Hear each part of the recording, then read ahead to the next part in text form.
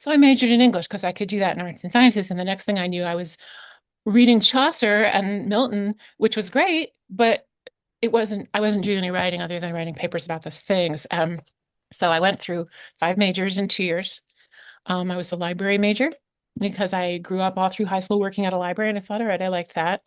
Um, I was a nursing major for about 5 minutes.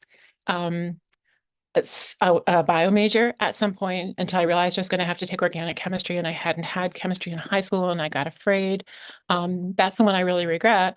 And then in the end, I went for education because, and this was the only reason it would allow me to graduate on time. And that's what I did because by then I had realized the school is not going to do what I want it to do. I still had to do a ton of writing tests and prove myself in all kinds of different ways. But I got that job, and there have been 2 times in my life when I've walked into places that I knew I belonged instantaneously. And that was the first time when I walked into a publishing house. Everything that people were talking about and doing and stuff that they had on the walls, I was just like, these are my people.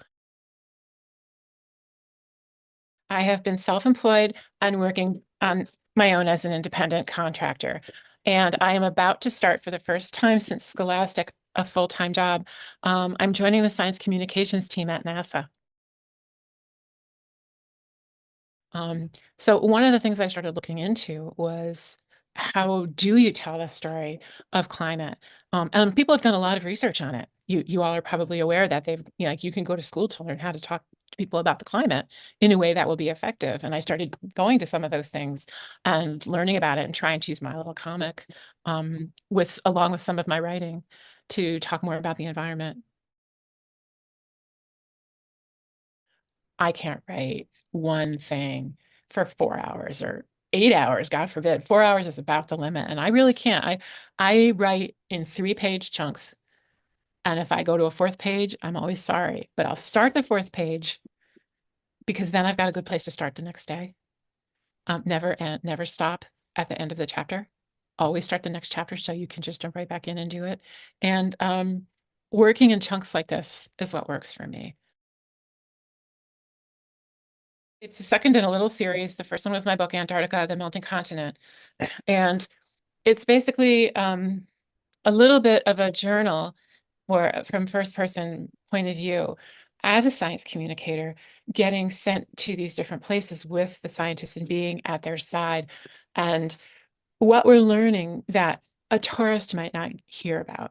The other people who are going to Galapagos besides the tourists are scientists, and they are from all over the world, and they are using the Galapagos as a mini little laboratory, saying this is this kind of closed environment. And so what you do there as an experiment, whether it's moving tortoises from one island to another and seeing how they do, to trying new ways of farming, or to looking at the plastic on the beaches and trying to figure out a realistic way to reduce it.